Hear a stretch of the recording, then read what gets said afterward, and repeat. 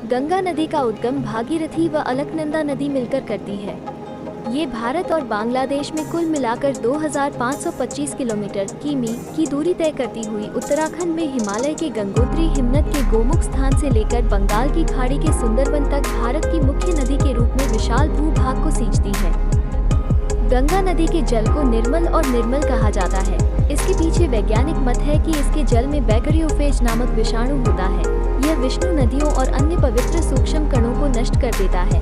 यही कारण है कि गंगा नदी का जल कभी भी व्यवस्थित नहीं होता है। वामन पुराण के अनुसार जब भगवान विष्णु ने वामन रूप में अपना एक पैर आकाश की ओर उठाया तो तब ब्रह्मा जी ने भगवान विष्णु के चरण धोकर जल को अपने कमंडल में भर लिया। इस जल के तेज से ब्रह्मा जी के कमंडल में गंगा का जन्म हुआ।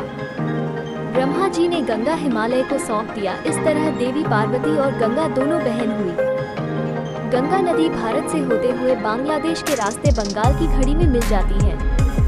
गंगा नदी का उद्गम स्थान हिमालय पर्वत के गंगोत्री हिमनद के अंतक गोमुख है।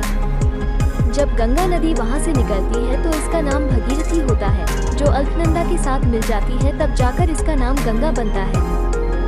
गंगा भारत की सर्वाधिक महिमामयी नदी है। इसे देवंदी, मंदाकिनी, भगीरथी, विष्णुक, देवपगा, देवंदी इत्यादि नामों से भी जाना जाता है। गंगा का उद्गम स्थल गंगोत्री है। ये हिमालय के उत्तरी भाग गंगोत्री से निकलकर नारायण पर्वत के पार्श्व से ऋषिकेश, हरिद्वार, कानपुर, प्रयाग, विंध्याचल, वाराणसी, पाटलिपुत्र, मंदरगिरी, भागलपुर, बंगाल से गुजरती हुई गंगा सागर में समाहित हो जाती है। गंगा का हमारे देश के लिए बहुत अधिक महत्व है। गंगा नदी भारत के 4 राज्यों में से होकर गुजरती है। ये है उत्तराखंड, उत्तर प्रदेश, बिहार और बंगाल। भारत के इस मध्यम भाग को गंगा का मैदान कहा जाता है। ये प्रदेश अत्यंत उपजाऊ, संपन्न तथा हरा भरा है, जिसका श्रेय गंगा को ही है। इन राज्यों में कृषि उपज से संबंधित तथा कृषि पर आधारित अनेक उद्योग धंधे भी फैले हुए।